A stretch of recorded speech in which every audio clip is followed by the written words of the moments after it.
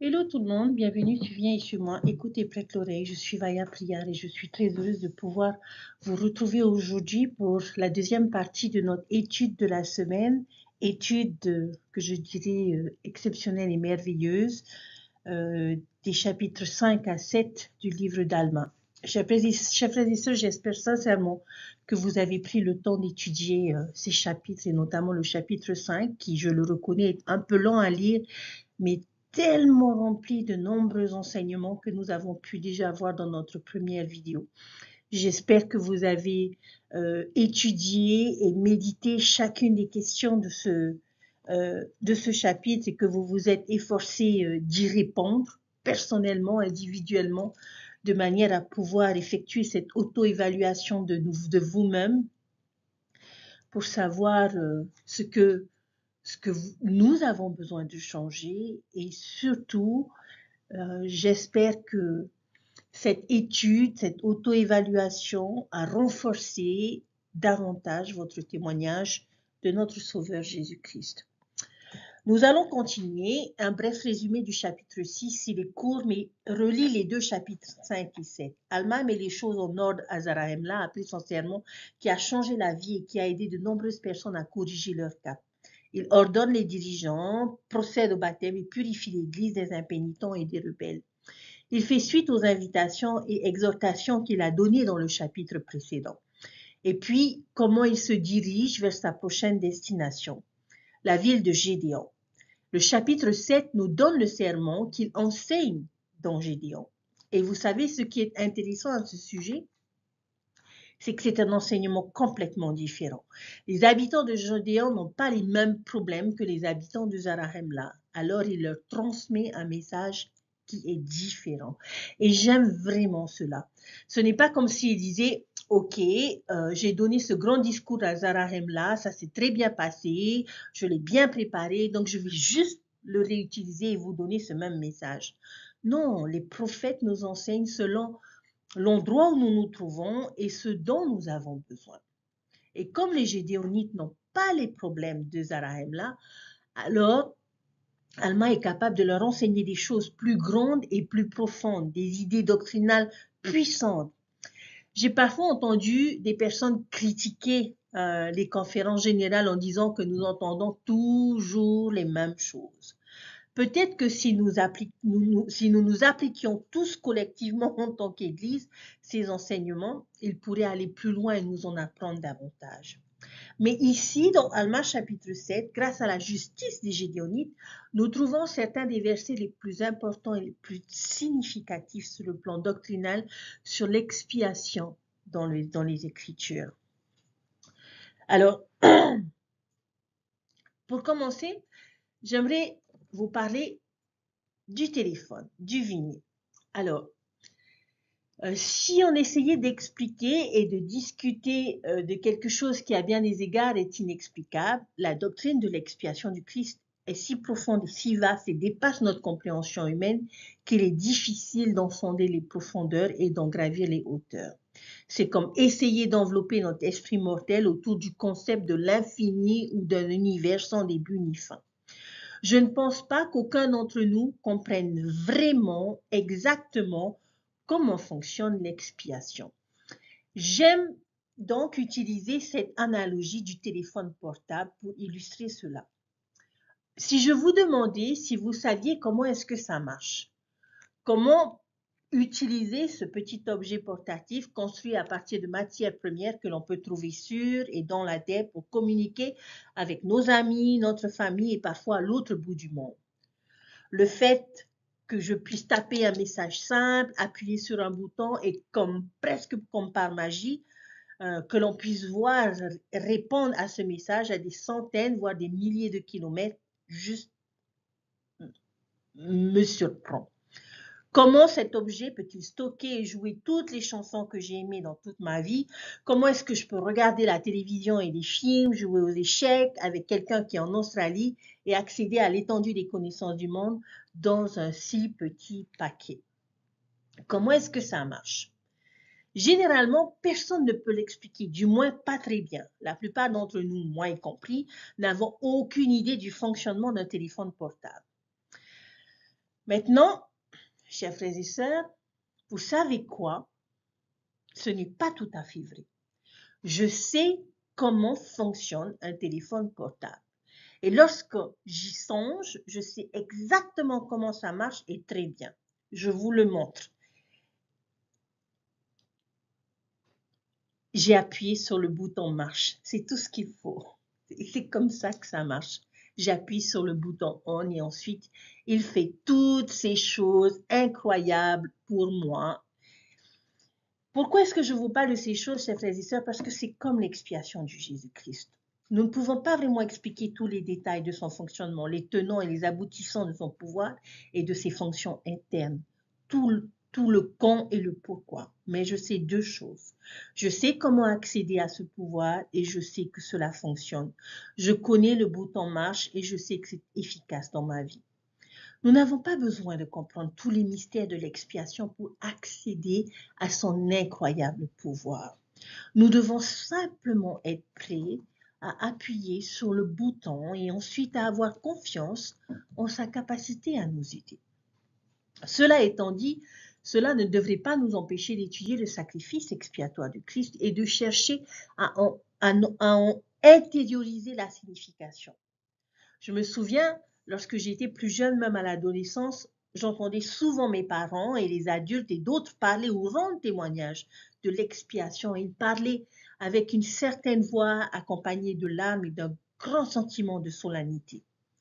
Je serai honnête avec vous, à ce moment-là, je ne comprenais pas.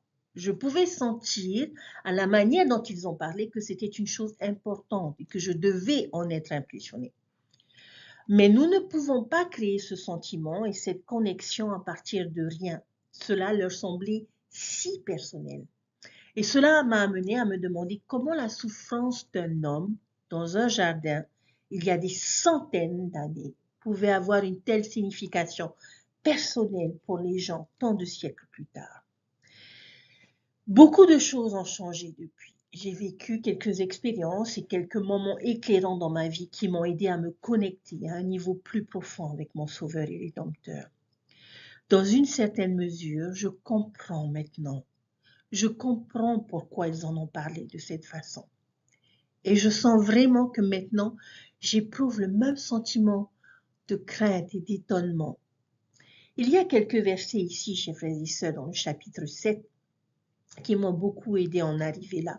Outre la section 19 des Doctrines et Alliances, qui est l'une de mes sections préférées, qui parle de l'expiation du Christ, ces enseignements comptent parmi les plus éclairants sur le plan doctrinal et les plus significatifs sur le plan spirituel sur le sujet. Regardons ensemble les versets 10 à 13.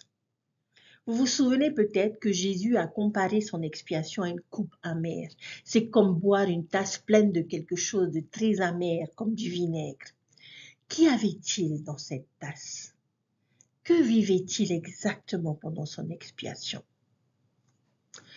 Vous pouvez trouver 8 mots différents qui décrivent ce qu'il ressentait. Qu'a vécu Jésus? Nos douleurs, comme la douleur d'une piqûre d'abeille à la douleur de l'accouchement, en passant par la douleur de ne pas être invité à un anniversaire. Il a subi nos afflictions. Je pense que les afflictions sont le genre de douleurs et d'épreuves que nous souffrons à long terme et peut-être toute notre vie. De l'asthme à l'enfermement au fauteuil roulant, en passant par l'affliction d'une timidité extrême, le Christ a ressenti tout cela. Tentation, allant de l'impatience à la luxure, en passant par la tentation de se déchaîner avec colère, le Christ comprend l'attrait de l'homme ou de la femme naturelle, parce que lui aussi a été mortel et sujet aux infirmités de la chair. Nos maladies, du plus simple rhume à la sclérose en plaques, il a pris sur lui la mort elle-même, et il en est mort de l'une de ses manières les plus atroces et cruelles jamais imaginées par l'homme, la crucifixion. Il sentait nos infirmités, nos faiblesses, de la peur de parler en public à la peur de ne pas être à la hauteur. Et puis, bien sûr, il a subi la pleine justice exigée pour nos péchés, nos transgressions, grands péchés, petits péchés. Pour tirer d'une parabole que Jésus a racontée un jour, 10 000 péchés de type talon et 100 pénis de péchés de type. Il a ressenti toute la gamme des péchés. Le Christ n'a pas seulement souffert pour certaines sortes de douleurs, d'afflictions, de tentations, mais aussi des douleurs, des afflictions et des tentations de toute espèce. Je pense donc qu'il s'agirait de douleurs, d'afflictions physiques, sociales, mentales, émotionnelles. Je pense que nous nous concentrons souvent plus fréquemment sur le fait que Jésus a payé pour nos péchés et nos transgressions, ce qu'il a fait. Mais parfois, nous oublions qu'il a également ressenti toutes nos douleurs, nos maladies et nos infirmités. La prochaine question à laquelle répondent ces versets est pourquoi? Pourquoi a-t-il pris ces choses sur lui? Au verset 11, la première raison, afin que la parole puisse s'accomplir. Donc, c'est pour accomplir la prophétie. Ok, c'est logique. C'est quelque chose qui a été prévu et planifié depuis la fondation du monde. Cela remonte à ce conseil céleste prémortel où Dieu le Père a demandé « Qui enverrai-je » Le sens de cette question, qui dois-je envoyer pour accomplir une expiation? Et le Christ a répondu « Me voici, envoie-moi ». La deuxième raison au verset 12 est pour détacher les liens de la mort. Il fallait vaincre la mort pour que nous puissions tous ressusciter et vivre éternellement dans notre corps, dans le bonheur comme nos parents célestes. Et la troisième raison, pour que ses entrailles soient remplies de miséricorde, afin qu'il sache selon la chair comment secourir son peuple selon ses infirmités. Revenons-y dans une seconde. Verset 13, afin qu'il puisse prendre sur lui les péchés de son peuple et afin qu'il efface leurs transgressions selon la puissance de sa délivrance. Cette dernière raison est celle sur laquelle nous nous concentrons souvent le plus et elle est si importante. Jésus a non seulement vaincu la mort, mais aussi le péché. Et vous savez, je ne vais pas parler de cette raison ici. Je pense que nous avons vraiment approfondi cet aspect il y a quelques semaines lorsque nous avons couvert le discours d'Abinadi dans lequel il a cité Ésaïe 53. Mais nous allons approfondir ce sujet à nouveau dans quelques semaines lorsque nous étudierons le chapitre 42 d'Alma. Maintenant, chers frères et sœurs, je suis assez intriguée par la troisième raison. Je me suis souvent demandé pourquoi Jésus souffrirait-il de mes douleurs, de mes maladies et de mes afflictions. Je comprends qu'il souffre pour mes péchés et mes transgressions. Cela a du sens pour nous. Il paye le plein prix de la justice pour nos erreurs afin de nous rétablir à nouveau devant Dieu. Mais pourquoi nos douleurs et nos maladies? Est-ce que je ne les ressens toujours pas? Comment les ressent-il? Une partie de la réponse à cette question réside dans ce verset, afin que ses entrailles soient remplies de miséricorde. En fin de compte, Jésus sera notre juge et il doit être le juge parfait. Quelqu'un dans un tribunal pourrait éventuellement pointer du doigt le juge après sa condamnation et lui dire « Comment osez-vous me juger de cette façon? Vous ne me connaissez pas, vous ne savez pas ce que j'ai enduré, vous ne savez pas ce que ça fait d'être à ma place. » Et ils auraient tout à fait raison d'avancer ce genre de choses. Un juge ne peut pas savoir ces choses avec certitude. Il rend son jugement sur la base des meilleures informations dont il dispose. Mais ce jugement concerne l'éternité des précieuses âmes de Dieu et cela doit être juste. Alors, qui va juger dans cette affaire? Quelqu'un qui nous connaît mieux que nous-mêmes. Quelqu'un qui non seulement sait à quoi ressemblaient nos luttes, mais qui a réellement traversé nos luttes, a ressenti nos douleurs, nos épreuves, nos tentations. L'expiation fait du Christ le juge parfait, le juge le plus juste à avoir jamais comparu à la barre. C'est réconfortant pour moi de savoir que quelqu'un qui me connaît vraiment et qui connaît tout de moi tiendra le marteau. Je n'imagine pas que quiconque conteste les jugements qu'il prononce. Ils seront prononcés avec un équilibre parfait entre justice et miséricorde. Tous reconnaîtront l'équité, la justesse et la sagesse de ces jugements parce qu'il sait par expérience d'où nous venons tous. Une autre raison, c'est qu'il sache secourir son peuple selon ses infirmités. J'aime beaucoup cette idée. Le mot secours est un mot intéressant, cela vient du latin. Les racines du mot secours suggèrent de courir et d'aider et de sauver. En d'autres termes, Jésus a ressenti ces choses pour savoir comment courir pour nous aider. Il y a deux sortes de « je comprends » que l'on peut parler. Si quelqu'un venait me voir et me disait, Sœur Vaya, j'ai vraiment du mal en ce moment, euh, je rencontre des difficultés, est-ce que tu peux me donner un conseil? Cela pourrait m'aider. Je pourrais dire avec beaucoup d'amour, je suis désolée, je comprends que cela doit être très difficile. Et je ferai de mon mieux pour les conseiller à travers cette difficulté. Mais bien sûr, ces personnes pourraient me regarder et me dire, vraiment, comprends-tu vraiment ce que je vis? Comment as-tu pu ne pas l'avoir vécu? Et je devrais dire, non, tu as raison, mais j'imagine à quel point ce serait difficile. Je peux essayer de me mettre à leur place et de parler à partir de cette imagination. D'un autre côté, si ce même jeune allait parler à quelqu'un qui a vécu la même expérience, il pourrait se retourner et dire, je comprends que c'est difficile. Et son je comprends serait différent du mien. Pourquoi? Parce que cela lui est arrivé à lui quand il était jeune. Il sait exactement à quoi cela ressemble. Lequel des deux je comprends est le plus puissant à votre avis? Mon je comprends ou l'autre je comprends? Je pense que ce serait l'autre.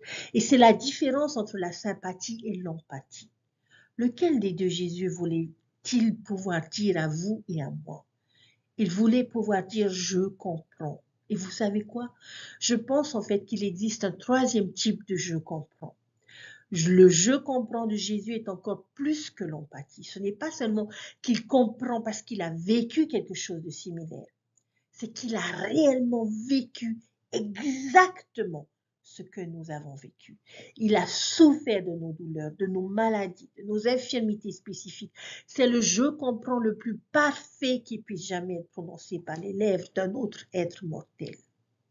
Il y a une phrase intéressante qui revient sans cesse dans ces versets. Selon la chair. Jésus connaît nos souffrances selon la chair. Regardez le verset 13 où il commence par dire « L'Esprit connaît toutes choses, néanmoins le Fils de Dieu souffre selon la chair. » Ce que je pense que cela signifie, c'est que Jésus aurait pu comprendre nos douleurs, nos maladies, nos afflictions par la puissance de l'Esprit, que l'Esprit aurait pu lui communiquer cette compréhension. Mais pour Jésus, il ne voulait pas seulement comprendre au niveau spirituel, mais il voulait comprendre selon la chair, c'est-à-dire complètement, absolument et en tout. Et c'est une terrible réalité. Jésus comprend comme personne d'autre. Et avec cette compréhension, il peut désormais courir pour nous aider, pour nous secourir. Et c'est ce qu'il voulait pouvoir faire. Il a la connaissance, il a l'intelligence selon la chair. Donc, lorsque nous souffrons, sommes malades ou affligés, demandons-lui de l'aide. Appelons-le. Il peut offrir de l'aide et il va courir pour l'offrir. L'expiation du Christ ne consiste pas seulement à pardonner les péchés, mais aussi à apporter l'aide divine en cas de besoin, parce qu'il a ressenti nos fardeaux et qu'il est capable de les alléger pour nous et de nous y fortifier. Il y a beaucoup de vérités diverses dans ces versets que nous venons d'examiner. Mais pour me concentrer sur une vérité particulière, chers frères et sœurs, Jésus a ressenti mes douleurs, mes maladies, mes afflictions pour me comprendre parfaitement et m'offrir aide et force pour les supporter. Alors juste une simple question. Avez-vous déjà ressenti le pouvoir miséricordieux, salvateur et compréhensif dans votre propre vie? Comment? J'espère que nous nous souviendrons du chapitre 7 d'Alma et que nous aurons pour toujours cette image dans notre esprit et plus encore dans notre cœur. Cette course pour nous aider, Sauveur, les bras étendus, plein d'empathie, de compréhension, pour nous secourir dans nos douleurs, nos maladies, nos infirmités, nos tentations, nos péchés, nos transgressions et même la mort elle-même. Que le pouvoir miraculeux, habilitant, réconfortant et fortifiant de l'expiation soit une doctrine personnelle, significative et centrée sur le cœur dans notre vie. Telle est ma prière.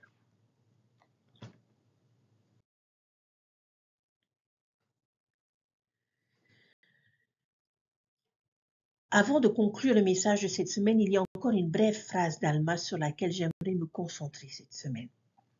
Et j'aimerais commencer par vous poser la question, quel est le repas le plus important de la journée? Ou quelle est votre matière la plus importante que vous puissiez étudier à l'école? Ou quelle est l'habitude la plus importante que vous puissiez développer? Et cette dernière question, quel est l'événement le plus important de l'histoire de l'humanité? Je vous invite à réfléchir à chacune de ces questions, chers frères et sœurs. Mais,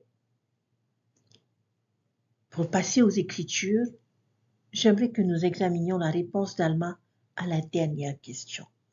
Selon lui, quelle est la chose la plus importante de toutes, selon Alma chapitre 7, verset 7? Il dit qu'il y a une chose qui est plus importante que toutes, c'est que le Rédempteur vit et vient parmi son peuple. Maintenant, je le sais grâce à un cantique très connu et à la manière dont nous rendons souvent témoignage du Sauveur. Lorsque nous entendons cette phrase « Je sais qu'il vit, mon Rédempteur », nos pensées se tournent immédiatement vers la résurrection. Jésus vit, il n'est pas mort. Le tombeau est vide. Mais ce n'est pas le contexte auquel Alma fait référence ici. Il dit que la chose la plus importante est que Jésus-Christ a vécu une vie mortelle et est venu parmi son peuple. Ce n'est donc pas le « je sais que mon Rédempteur revit même après avoir été crucifié », mais le « je sais que mon Rédempteur a vécu une vie mortelle comme moi ». Ce « je sais que mon Rédempteur a vécu » dans mon esprit est tout aussi important que « je sais que mon Rédempteur vit ». Je nous invite, chers frères et sœurs, à réfléchir à pourquoi il est important pour nous de savoir cela. Pourquoi je sais que mon Rédempteur a vécu est-il une chose puissante et importante à comprendre selon Alma?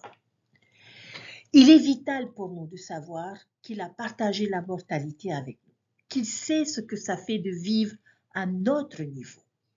Il a vécu et sait ce que nous avons vécu. Il n'est pas descendu sur terre simplement pour observer la vie et ce que nous traversons, mais pour expérimenter ce que nous vivons.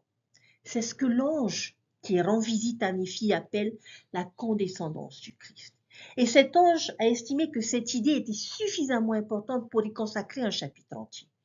Jésus-Christ est membre de la divinité et pourtant il a vécu. Il est né bébé, il a pris sur lui une forme mortelle avec toutes les pulsions humaines naturelles et les infirmités qui vont avec. Un Dieu est devenu homme. Quelle humilité! Il était le créateur de ce monde, la source de toute vie et de toute lumière, et pourtant, il a volontairement daigné être comme nous. Et cela montre un amour profond. En devenant mortel, il a montré sa volonté de nous rencontrer là où nous sommes, de comprendre nos luttes et de fournir un exemple parfait de la façon de vivre la justice. En outre, la condescendance du Christ illustre le potentiel de la divinité humaine. Il a montré que le voyage de la condition mortelle à la divinité est possible et réalisable. Par conséquent, nous aussi, nous avons le potentiel de devenir comme lui. L'exemple du Christ fournit un modèle de notre potentiel divin et nous donne l'espoir d'une progression éternelle. Voyez-vous pourquoi elle m'a dit que c'est plus important que tous? Avec cela, j'aimerais ajouter mon témoignage à cette vérité, chers frères et sœurs. Non seulement je sais que mon Rédempteur vit, mais qu'il a vécu et est venu par son peuple. Et je suis reconnaissante d'adorer un Sauveur qui sait exactement ce que c'est que d'être moi, qui sait exactement ce que ça fait que d'être vous aussi. Dieu est devenu mortel parce que pour que les mortels puissent devenir des dieux. Mon Rédempteur a vécu et quel réconfort cette douce phrase nous procure. Alma, lui aussi, était autorisé à l'assurer aux personnes qu'il servait. Tandis qu'il exprimait son plaisir d'avoir l'honneur d'enseigner l'évangile au peuple de Gédéon et d'en témoigner, il était hardi, clair et direct dans son témoignage du Seigneur Jésus-Christ, qui n'était pas encore venu accomplir son ministère terrestre. Il a exprimé sa joie de voir la foi et la fidélité générale de ce groupe de justes et leur a promis qu'ils bénéficieraient de beaucoup de choses à venir. Au milieu de son discours, en décrivant les choses non encore venues, il a dit « Il y a une chose qui a plus d'importance qu'elle toute. Le temps n'est pas très éloigné où le Rédempteur vivra et viendra parmi son peuple. » Alma parlait à son époque précisément des événements qui allaient se dérouler quelques décennies plus tard, au moment de la naissance du Sauveur dans la condition mortelle. Des siècles ont passé et les prophéties d'Alma se sont largement accomplies. Mais son enseignement disant qu'une chose a plus d'importance que tout reste, absolument vrai, totalement pertinent et essentiel pour nous aussi qui vivons aujourd'hui. Et c'est que le Rédempteur vit. Tout comme Alma et tous les prophètes qui ont jamais prophétisé depuis le commencement du monde ont enseigné la venue du Messie et sa mission de racheter son peuple, et en ont témoigné, nous aussi nous témoignons du Christ et de son œuvre sacrée, qui est de réaliser l'immortalité et la vie éternelle de l'homme. Lorsque nous commençons à comprendre l'ampleur de son sacrifice et du service qu'il a accompli pour nous, individuellement et collectivement, nous ne pouvons certainement rien considérer de plus important que lui dans notre vie. Jésus-Christ a vécu et il vit.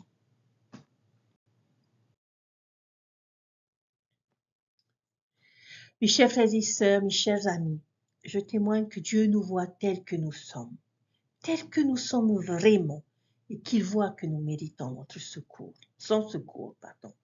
Peut-être avons-nous l'impression que notre vie est un amas de ruines. Peut-être avons-nous commis des péchés. Peut-être sommes-nous effrayés, en colère, affligés ou torturés par le doute. De même que le bon berger trouvera sa brebis perdue, de même si nous élevons notre cœur vers le Sauveur du monde, il nous trouvera. Il viendra à notre secours. Il nous relèvera et nous mettra sur ses épaules. Et nous ramènera à la maison. Notre Dieu aimant peut et va nous reconstruire, peut changer notre cœur. Son plan est de faire de nous quelque chose de bien plus grand que ce que nous étions, bien plus grand que ce que nous pourrons jamais imaginer. Chaque pas fait avec la foi nous mène sur le chemin du disciple, nous façonne en être de gloire éternelle et de joie infinie que nous sommes destinés à devenir. Notre Sauveur, le bon berger, nous connaît et nous aime. Il vous connaît et vous aime. Il sait quand nous sommes perdus. Il sait où nous nous trouvons. Il connaît notre douleur, nos supplications silencieuses, nos craintes, nos pleurs. Peu importe comment nous nous sommes perdus, que ce soit à cause de nos mauvais choix personnels ou de circonstances indépendantes de notre volonté. Ce qui compte, c'est que nous sommes son enfant et qu'il nous aime. Il aime ses enfants et parce qu'il nous aime, il nous trouvera et nous mettra avec joie sur ses épaules. Et quand il nous ramènera à la maison, il dira, « Réjouissez-vous avec moi, car j'ai retrouvé ma brebis qui était perdue. » C'est là mon témoignage et mon humble prière, en vous disant que Dieu vit, que Jésus-Christ a vécu et vit. Au nom de Jésus-Christ. Amen. Je vous souhaite un merveilleux week-end, chers frères et sœurs. Et je prie que vous ayez le témoignage que notre Sauveur vous comprend et peut vous aider. Prenez soin de vous, je vous dis à bientôt.